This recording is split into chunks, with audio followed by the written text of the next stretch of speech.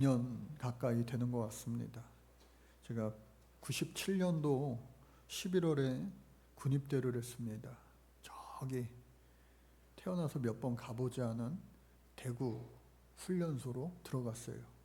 몇몇 친구들과 그때 KTX, SRT가 없던 시절 새벽녘에 마치 김광석의 이등병 편지처럼 노래 가사처럼 부모님께 큰절하고 대문 밖을 나서서 친구들 몇 명이랑 같이 무궁화호타고 영등포역에서 무궁화호타고 대구에 도착했습니다. 훈련소 앞까지 동행했던 친구들, 이제 훈련소 그 담벼락을 뒤로하고 손 흔들고 이렇게 헤어지고, 그 순간부터 진짜 본격적인 군생활이 시작된 듯해요. 물론 4주인가요? 6주인가요? 헷갈리기도 하는데 그곳에서 이 훈련소 훈련을 받았습니다. 사회에 있던 또 대학생활하던 그 젊은이들의 그 사회물을 쏙 빼는 듯한 그런 훈련소 기간이었어요. 훈련소 생활을 다 마무리하고 또 반대로 저 영광 원자력 발전소, 그 영광 대대로 또 갔어요. 그곳에서 어쩜 제 인생에 처음 만난 그 갇혀진 공간에서, 집이 아닌, 가정이 아닌 처음 만난 낯선 그곳에서 교회에서 늘 함께 했던 성탄절이 아니라 군부대에서, 그리고 이등병 막내 쫄따구 그 위치에서 처음 맞이하는 성탄절이었던 것 같습니다. 언젠가 제가 군생활이 너무 힘들고 어려울 때 담임 목사님한테, 지금 구순이 훨씬 넘으셨던 그 목사님이 은퇴하시고 아직도 살아계신데 그 목사님께 제가 편지 쓴 적이 있어요. 그냥 일상적인 편지, 소식을 전하는 편지, 그런 편지를 썼는데 나중에 알고 보니까 그 편지가 교회 신문에도 이렇게 실리기도 했더라고요. 그리고 많은 청년부 선배들, 또 동기들, 또 후배들이 많은 편지들을 저에게 보내주어서 또 초콜릿도 보내주고 또 여러 가지 필요한 것들도 보내주고 해서 정말 그 어려운 때마다 세상의 소식을 안고 또 복된 소식을 안고 즐거워했던 그런 기억이 있습니다. 오늘날 이 시대, 마치 오늘 사도 바울 에베소서 2번째 시간인데 감옥 안에 갇혀 있는 것과는 좋게 비교할 수 없겠죠, 군생활이. 그러나 또 처음 맞이하는 군생활, 여간 어려운 그러한 일이 아닐 겁니다.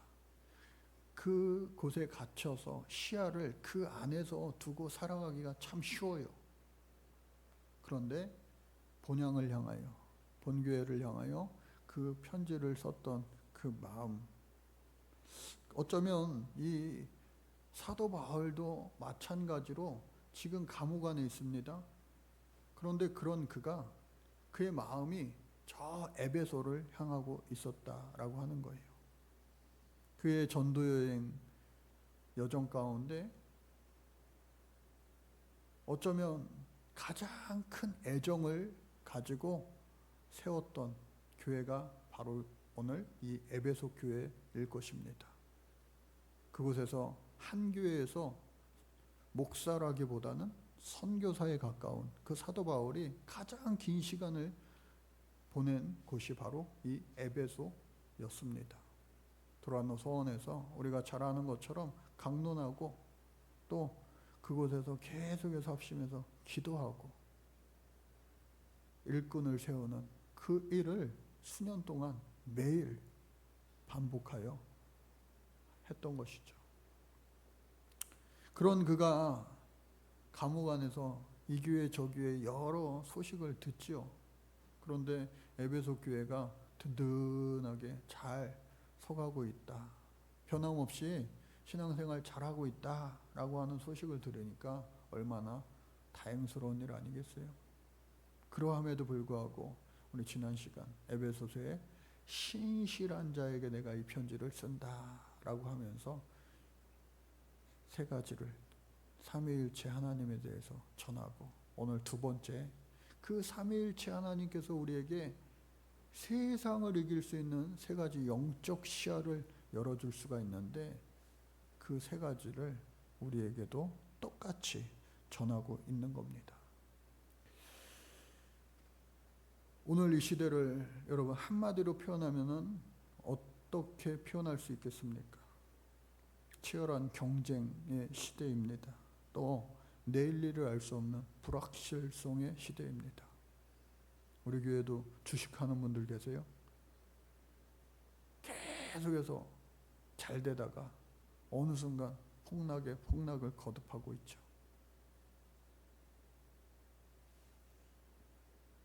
우리 학생들 일부 예배 때도 눈 뜨면 뭐 하십니까? 라는 질문을 했어요. 용기 있게 학생 한 명이 핸드폰 합니다. 비단 학생들뿐만 아니라 어른들, 청년들도 마찬가지 아니에요? 눈 뜨면요, 옛날에는 조간신문 펴는 것, 또 아침 뉴스 보는 것, 그 일상이었을지 모르지만 요즘에는 각자 핸드폰이 다 있기 때문에 핸드폰 켜는 걸로 아마 일상을 시작하시는 분들 많이 있을 거예요. 그리고 자기의 관심사에 따라서 뉴스를 봅니다. 그런데 뉴스, 또 많은 SNS, 여러 가지 일들을 보면서 내가 기쁘고 즐겁고 행복한 일은 극히 소수인 것 같아요. 적은 것 같아요. 그러한 것들을 보면 볼수록 어쩌면 비교하게 되고, 비교함에 따라서 계속해서 나보다 낮은 사람들을 보기보다는 높은 곳을 바라다 보니까 비교하여 상대적 박탈감과 또 열등감마저 느끼게 되는 오늘 이 시대를 어쩌면 우리가 살아가고 있는 것 같아요. 그래서 코로나 때 제가 항상 강조하여 말씀드렸던 것은, 코로나가 끝나면 양극화의 시대가 열릴 겁니다. 잘 사는 사람 더 잘 살고 못 사는 사람 더 못 살게 되는 그러한 경제적인 양극화뿐만 아니라 신앙의 양극화도 분명히 있을 겁니다. 이 어려운 시기를 잘 극복하고 이긴 사람들은 신앙이 더욱더 단단해지고 굳세게 될 것이지만, 안타깝게도 그러지 못한 사람들은 하나님과의 거리가 더 멀어지는 그러한 비극을 맞게 될 수도 있습니다. 그런데 오늘 이 말씀 가운데, 그리고 우리가 매일 아침 공동체 성경 읽기, 우리 새벽기도의 말씀도 그것을 따라가고 있는데, 그 말씀 가운데 오늘 우리 이사야서 그 말씀과 에베소서 말씀이 딱 맞아 떨어지는 것 같아요. 무슨 말씀이냐? 이사야서 말씀을 우리 아침마다 요즘 읽고 있는 그 말씀인데, 이사야서의 66장의 말씀이 어쩌보면 이 성경의 전체 66권과도 같은 구조를 갖고 있다라고 하는 것이죠.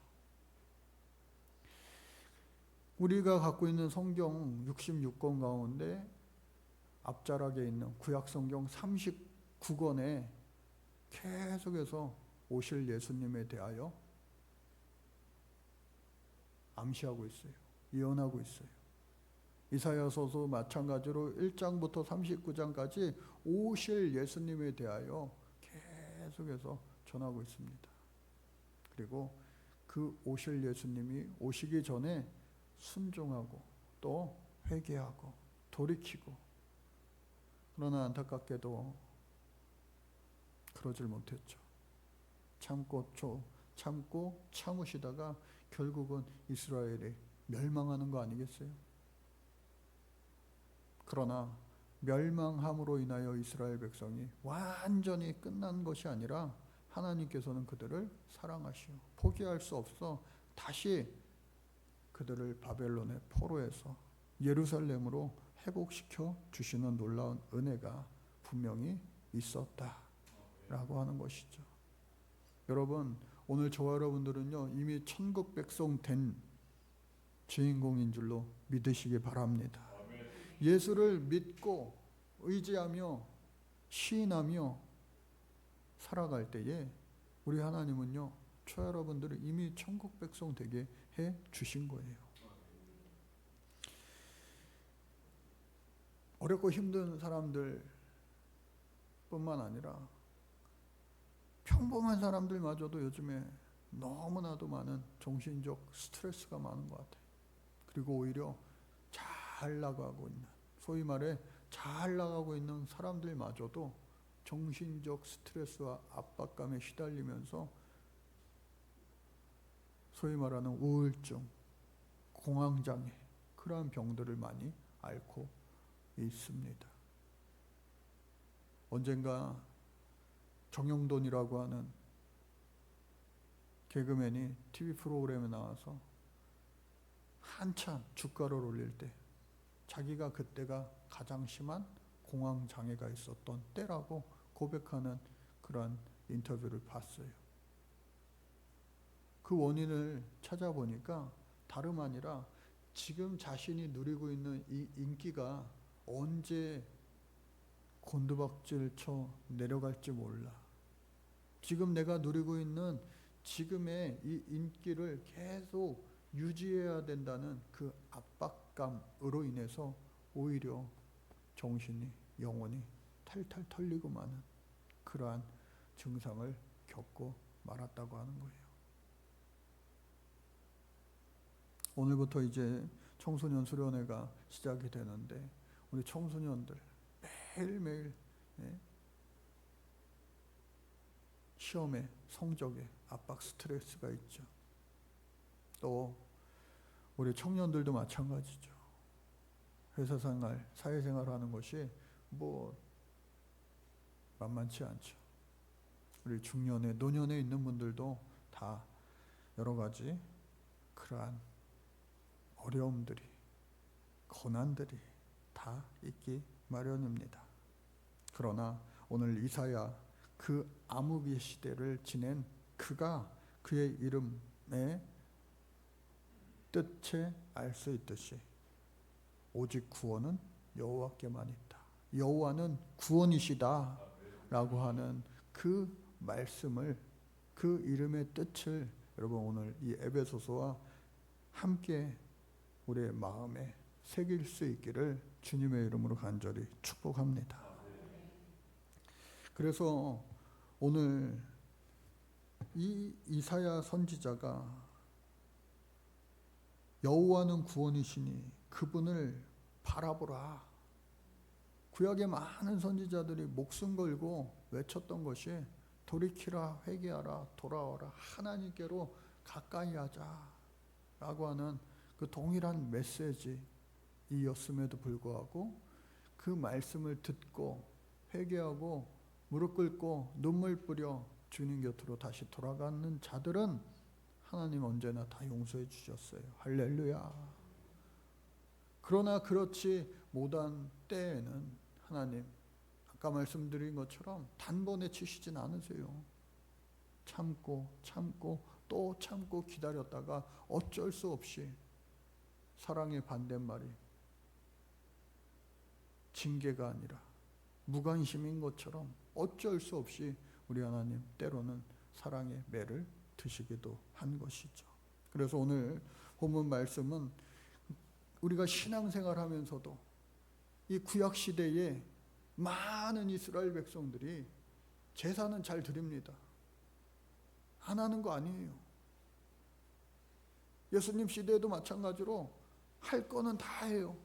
주일날이 되면, 안식일날이 되면은 거룩하게 지키게 하여 일을 하지 않고 또 하나님 성전에 나와 희생, 제물을 하나님 앞에 올려드리고 번제도 드리고 화목제도 드리고 소제도 드리고 여러 가지 제사를 다 함에도 불구하고 그토록 예수님께서 그 바리새인들을 책망하신 이유는 다름 아니라 형식주의와 매너리즘, 그것에 빠져 물들었기 때문이다. 겉으로는 잘하는 것 같지만, 아무 문제 없는 것 같지만 이 마음속 깊은 곳에는 진짜 하나님 사랑하는 마음이 없고, 또 오늘 이 시대로 따지면 예수 잘 믿는 것 같지만, 하는 건 잘 하는 것 같지만 영적인 공허함에, 영적인 무기력증에 빠져 살아가고 있다고 하는 겁니다. 그러나 오늘 사도 바울은 그 에베소 교인들, 또 에베소서 이 편지는 그 교회를 포함한 에베소 지역에 있는 모든 교회의 회람 편지라고 말씀드렸죠. 오늘 2000년이 지난 우리 세비전 교회도 똑같이 이 말씀이 필요하시기에 우리 하나님 들려주시는데, 그 첫 번째 우리가 눈을 번쩍 띄어야 될 영적 시야, 첫 번째는 뭐냐? 하나님을 깊이 아는 시야가 열려야 된다라고 하는 겁니다. 1장 17절 말씀 우리 같이 한번 읽어볼까요? 시작. 우리 주 예수 그리스도의 하나님 영광의 아버지께서 지혜와 계시의 영을 너희에게 주사 하나님을 알게 하시고. 여러분, 우리가 이재명 대통령을 다 압니다. 근데 그게 진짜 아는 거예요? 아유, 성남시장부터 해가지고요, 예? 도지사도 했고요, 뭐 그의 행적을 우리는 알 수가 있어요. 그러나 그 사람은 저 여러분들을 잘 모르잖아요. 여기서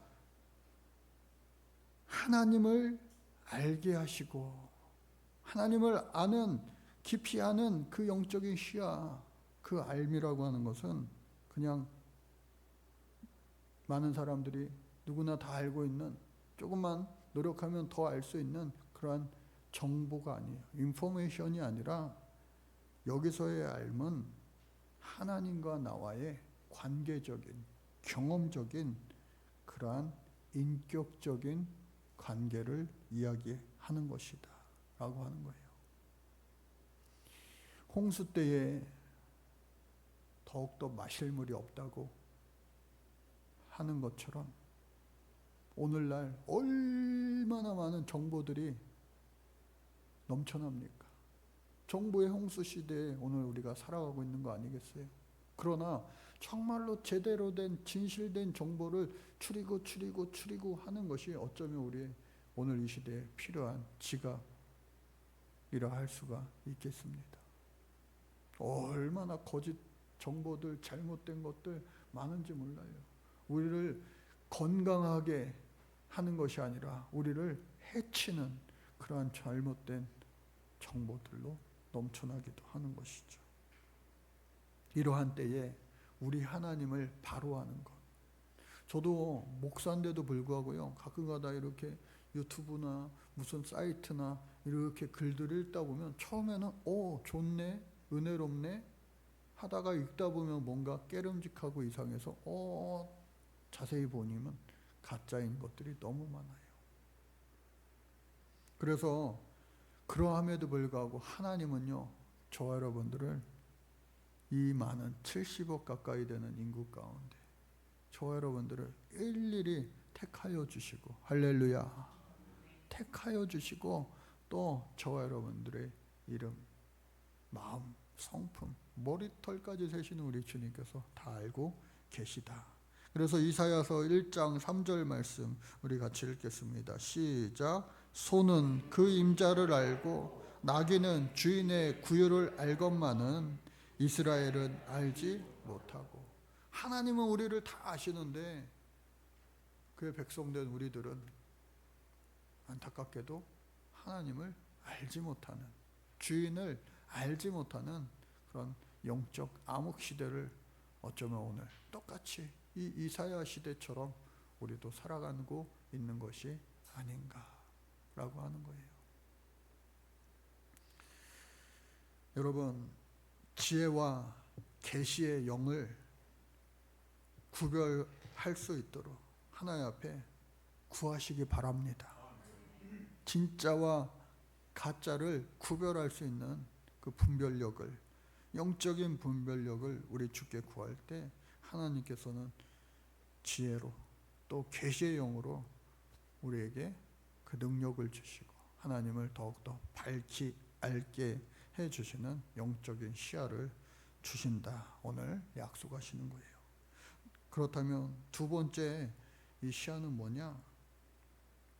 에베소서 1장 18절 말씀 같이 읽겠습니다. 시작. 너의 마음의 눈을 밝히사 그의 부르심의 소망이 무엇이며 성도 안에서 그 기업의 영광의 풍성함이 무엇이며. 세상은 끊임없이 이거 해라 저거 해라 그러다 보니까 자식들한테 부모들도 이거 해라 저거 해라 계속해서 반복되고 있는 우리네 모습 아니에요. 이거 해라 저거 해라. 어른이 돼서도 성인이 돼서도 계속해서 앵무새처럼 반복하며 살아갑니다. 그래서 그 열매가 뭔데? 그 결과가 뭔데? 연봉과 지평수와 직급과 외모와 학벌과 세상에서 말하는 그 가치 기준에 따라서 계속해서 억지로 끼워 맞추며 사는 그러한 우리의 오늘 이 사회, 이 모습 가운데 그거는 진짜가 아니야. 우리 주님 말씀하시는 거예요. 너희의 마음의 눈을 밝혀서, 아까 영적인 시야를 밝아지면 가짜와 진짜가 보인다고 했는데 한 걸음 더 나아가서 이 마음의 눈이 밝아지면 그의 부르심의 소망이 무엇인지 알게 된다는 거예요. 부르심의 소망. 하나님이 이 땅에 저와 여러분들을 태어나게 하실 때부터, 잉태되기 전부터, 창조 이전서부터 저와 여러분들을 사랑하시고 또 사랑하셔서 이 세상에 살게 하시는 목적과 이유가 분명히 반드시 있다고 하는 겁니다. 여러분, 그 이유를 알고 깨닫고 살아가는 사람과 그렇지 못한 사람들과 그 종착지는요 같을 수가 없는 거예요. 저 여러분들은 모두가 천국 백성 된 줄로 믿습니다. 그런데 그 천국으로 가는 그 삶의 여정 가운데 하나님 나를 왜 불러주셨나? 그 부르심의 소망이 무엇인가? 나를 불러주시고 지극히 작고 연약한 나를 통하여 이루시고자 하는 삶의 목적을 분명히 알고 살아가며 그 일을 이루기 위하여 나는 할 수 없어요. 불가능합니다. 그러나 성령 하나님께서 나를 도와주시면 소년 다윗이 골리앗을 한 방에 넘어뜨린 것처럼 세상에서 말하는 놀라운 기적의 역사가 우리의 삶의 여정 가운데서도 필요할 때 곳곳에 하나님 반드시 나타나게 해 주실 줄로 믿습니다. 그래서 이 두 가지 부르심의 소망과 또 한 가지 기업의 영광의 풍성함을 하나님께서 부어주시는데 그건 뭐예요? 하나님께서 성도인 우리를 당신의 가장 소중한 보물로 기업으로 여겨 주신다라고 하는 거예요. 예수님도 말씀하셨잖아요. 온 세상을, 온 천하를 얻고도 한 생명을 잃으면 무슨 소용이 있겠느냐. 한 생명을 얻는 거에 대해서 우리 하나님은요, 우리 예수님은요, 온 천하와도 좋게 비교할 수 없다라고 말씀하십니다.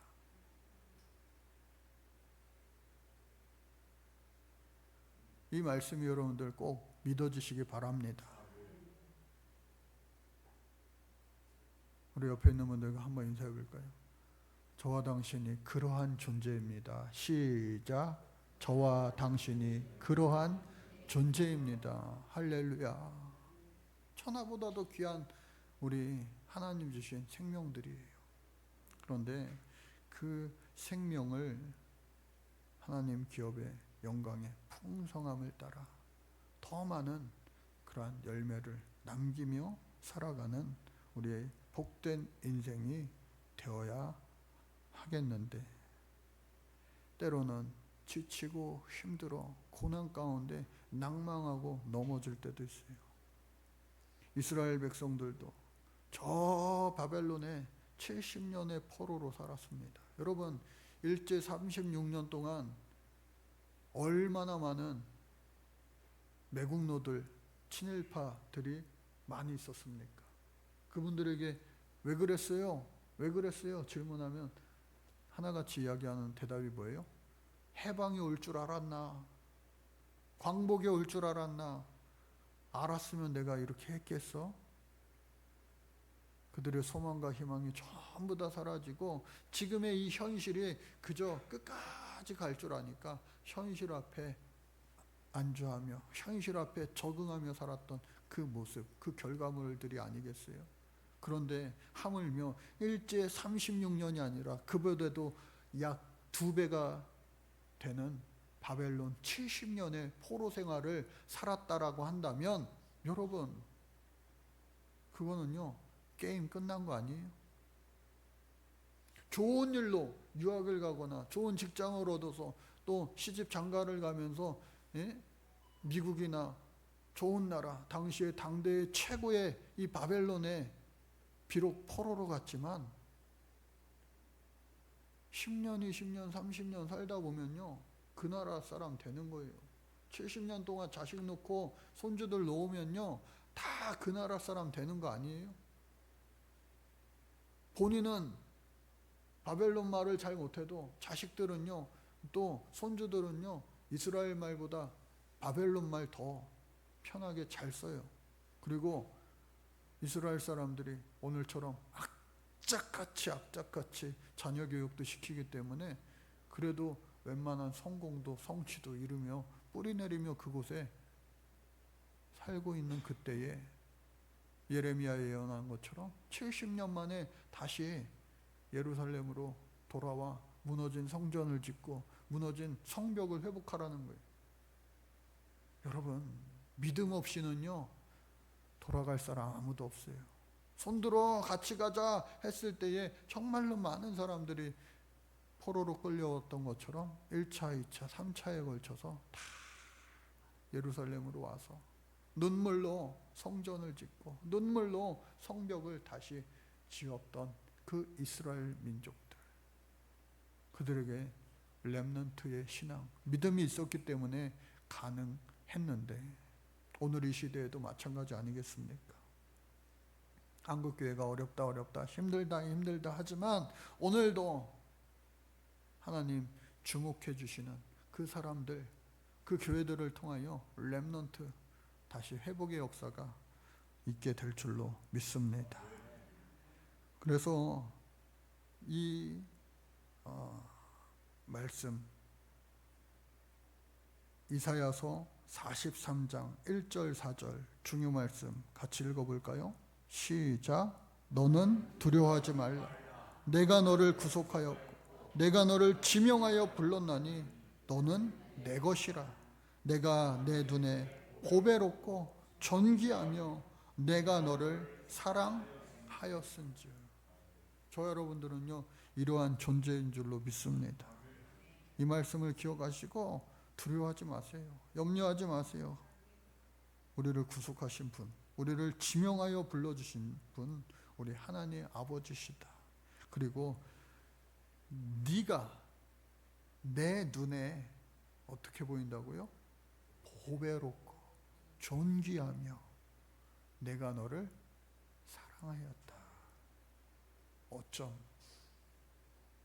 여러분, 지금은요 이스라엘 백성들이 잘해서 정말로 하나님 기뻐하시고 참 귀하다, 보배롭다, 존귀하다, 내가 너를 사랑한다, 그렇게 말씀하실 타이밍이 아니에요. 애 키우다 보면요 애들이 항상 예쁩니까? 예쁘기만 합니까? 막 속상할 때도 있어요. 막 힘들 때도 있어요. 제일 힘들 때가 애기였을 때, 잘 때가 제일 이쁘다고 그러죠. 잠 못 잤는데 애기가 막 눈 떠가지고요. 어느 순간 제가 저희 집도요, 아기가 막 자다가 엄마 아빠 다 힘들어가지고 겨우겨우 잠들고 막 늦게 잠들고 또 1시간 있다 깨야 되고 그러는데 갑자기 아기가 잠든 줄로만 알았는데 갑자기 아기가 누워있다가 딱 앉으면서 제가 인기척이 들려서 눈을 딱 떴는데 그 눈이 저랑 딱 마주치는 순간 그 아이가 아빠가 나랑 놀아줄래나 하면서 씩 웃는 그 웃음이 저는요, 야, 무서웠어요. 네? 이야. 그래서 제가 그냥 눈을 감고 자는 척 했나? 모르겠어요. 그러니까 이거 체력이 바닥나가지고 일어날 수가 없는 거예요. 일어날 수가. 사랑하지만. 그러나 우리 하나님은요, 전능하신 하나님, 우리 하나님이신 것을 여러분들 잊지 마시기 바랍니다. 졸지도 아니하시고 주무시지도 아니하시는 우리 하나님. 우리가 잘할 때, 지금처럼 예배할 때뿐만 아니라 저 바닥 밑에 낭떠러지까지 떨어진 그 엉망진창이 된, 흙투성이가 된, 피투성이가 된 그러한 모습 가운데서도 내가 너를 존귀하고 보배롭게 여기며 너를 사랑한다 말씀해 주시는 분이 바로 우리 하나님이신 줄로 믿습니다. 그래서 마지막으로 에베소서 1장 19절 말씀 보면 같이 읽겠습니다. 시작. 그의 힘의 위력으로 역사하심을 따라 믿는 우리에게 베푸신 능력의 지극히 크심이 어떠한 것을 너희로 알게 하시기를 구하노라. 여러분, 여기서 나오는 그의 힘의 위력이라고 하는 것은 다른 것이 아니에요. 죽었다가 다시 살리신 부활의 능력입니다. 할렐루야. 마른 뼈들도 다시 연락하고 상합하여 사람이 형체를 이루고 그곳에 힘줄과 또 근육과 피부 조직, 그리고 그곳에 마지막으로 숨을 불어넣어서 다시 살게 하시는 그 놀라운 능력. 이거는 도저히 손쓸 수 없어. 불가능해. 다 포기할지라도 우리 하나님은요, 마른 뼈들마저도 다시 살리실 수 있는 전능자 우리 하나님이신 줄로 여러분들 믿으시기 바랍니다. 안 돼.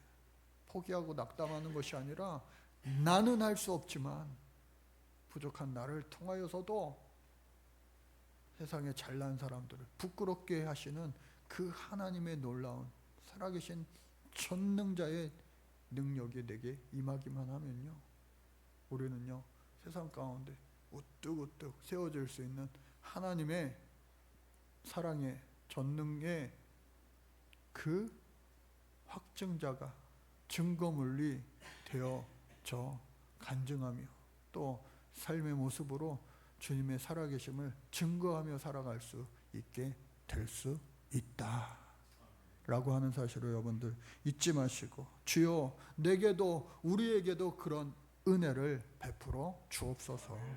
그래서 마지막 결론의 말씀 23장 에베소서 1장 23절의 말씀입니다. 시작. 교회는 그의 몸이니 만물 안에서 만물을 충만하게 하시는 이의 충만함이라. 이사야서 마지막 후반부에서 이야기하는 것도 결국은 결론의 말씀이 뭐예요? 새하늘과 새 땅입니다. 새하늘과 새 땅. 비록 이러한 세상일지라도 이렇게 하나님을 알지 못하고 우상 숭배로 타락한 너희들이라 할지라도 내가 너희를 사랑하였은즉 돌아오는 자는, 믿고 돌아오는 자들은 내가 너희를 위하여 이미 저 새하늘과 새 땅, 새 예루살렘을 예비하였다라고 하는 거예요. 그러니 오늘 저와 여러분들도 마찬가지로 이 세상에 우리 두 발을 딛고 살아가는 우리들이지만 천국에 있는 줄로 믿으시기 바랍니다. 이사야 선지자도 우리에게는 그렇게 유능하고 대단하고 훌륭한 사람이지만 그의 인생의 마지막은 나무에 숨었다가 그 나무와 함께 톱으로 배임을 당해 순교하였노라고 히브리서 11장 37절은 전하고 있는 거 아니겠어요?